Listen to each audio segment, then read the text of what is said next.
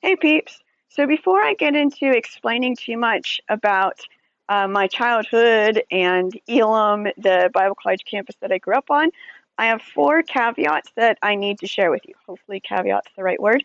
Anyway, first caveat, there are Elims over in Europe.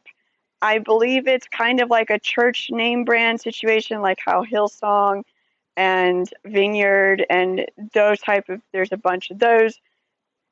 I I think the ones over in Europe are all connected with each other, but as far as I know, they are not in any way connected to any Elam or Elims here in the U.S., other than the fact they share the same first name.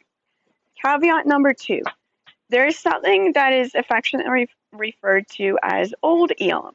So Old Elam was a Bible college that was located in Rochester, New York, and started by the Duncan sisters. Old Elam does have ties in a way with current Elam in the fact that the founder of current Elam, he actually attended Old Elam and graduated from there, met his wife there, and when he felt led to start a Bible college campus after serving as a minister for a few years, he, interestingly enough, started current Elam the same year that Old Elam, for whatever reason, ended. I'm not really sure why Old Elam died out, but he started current Elam.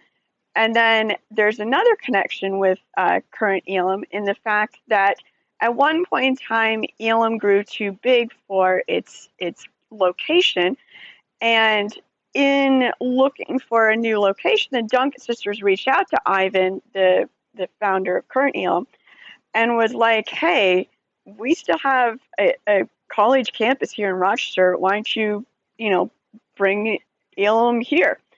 And he did. However, he seems to have suffered from pride issues. And if I'm reading between the lines correctly in history book of Elam, it sounds like Ivan may have some authoritarian type issues as well. But anyways, he did not get along with the Duncan sisters. And so current Elam only lasted at the Rochester campus for 1 year. And then he had to find a new place for it. The other connection with current Elam and old Elam was that a lot of the original teachers and people that worked at current Elam back in 1924 was when it started, came from old Elam. Caveat number three, through the history of everything, Elam ended up moving to Lima, New York. And so now, the third caveat is the fact that there are three Elims in Lima, New York. There's the Elim Bible College, as it is now called. When I was growing up, it was always Elim Bible Institute. So if you ever hear me refer to it as that or EBI, old habits die hard. It only changed its name in the last couple of years when it became an officially accredited through the state college as well.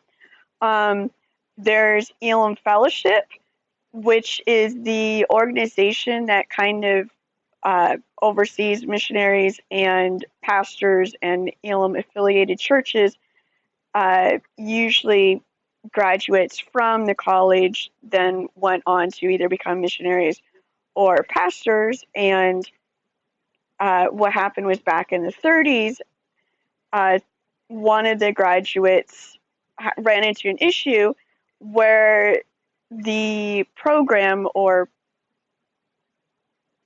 whatever they were under as a missionary to have the funds to support them went through, that organization said, hey, we will only continue to cover you if you cut ties with Elim. So that person then approached Ivan, and so Ivan started what is now called Elim Fellowship. I think it only oversaw missionaries originally, but it now does pastors and everything else as well. And there's also something that is currently called Elim Life Church. Growing up, for me, that was always Elim Gospel Church, but it only started in the late 80s. So originally, when I first was growing up, it was just the college and the fellowship. So the third caveat is that there's 3 Elims. However, even though they are separate now in the fact that they kind of have their own plot of land and their own buildings, most of my childhood, I mean, the church didn't exist for the first couple years, but once they all existed, for my childhood, they were all on the college campus. And so it's one of those things where I can't tell a difference between what I might have heard at an Elim Fellowship conference because it was hosted in the Tabernacle, what I might have heard at, the college, a chapel service because it was done in the Tabernacle, what I might have heard at a camp meeting or a tent meeting because that was usually done by the college, but was also half the time done in the Tabernacle. And the church itself, once it came into existence, was also the Tabernacle just on Sunday mornings. And the founder of the church, too, was a former Elim graduate. So everything's very, very connected. Sometime in, I think, the 90s, Elim Fellowship then got its own campus where Elim College had like a lot of land around it. So when it moved to Lima, what they did was they actually bought Genesee Wesleyan College or something like that. I forget what its full name was, but it was Genesee and Wesleyan. I remember that. And they had cows and everything else. So they had a lot of field and some woods and things like that. So at one point in time, I think in the 90s, Elim Fellowship moved off campus. It did have its own little building, at least on the campus, but they did move off campus. They have their own 3 buildings, and it's separated by woods, so you can't walk easily from the college to Elim Fellowship. In fact, you can't really see it.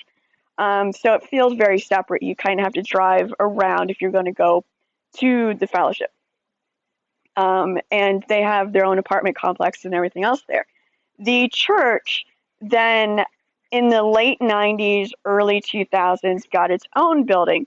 But because by then the college had grown to such numbers that the students and different people didn't all fit in the tabernacle anymore, especially not for like special services, they made sure that when the church got some of the college's land and developed itself, that it was connected in the fact that there's not only a walkway to it, going over the pond so you can see it from the college, but there's also a road that does go right through the campus to there, so it's easy walking, easy driving from the college for special chapel services like President's Chapel, which used to be Tuesdays, things like that.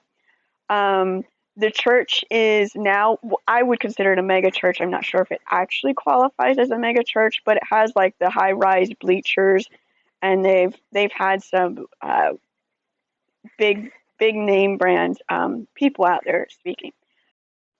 Fourth caveat is the fact that I can't always tell the difference between some of the things that my mom taught me, some of the things she may have caught from Elim, some of the things that may have been rules for Elim that she implemented. So there's a big mixture in which the third caveat and the fourth caveat, I can't tell a difference. And so that's important to recognize whenever possible. I will try to distinguish where I heard what or what came from where, but sometimes I don't know.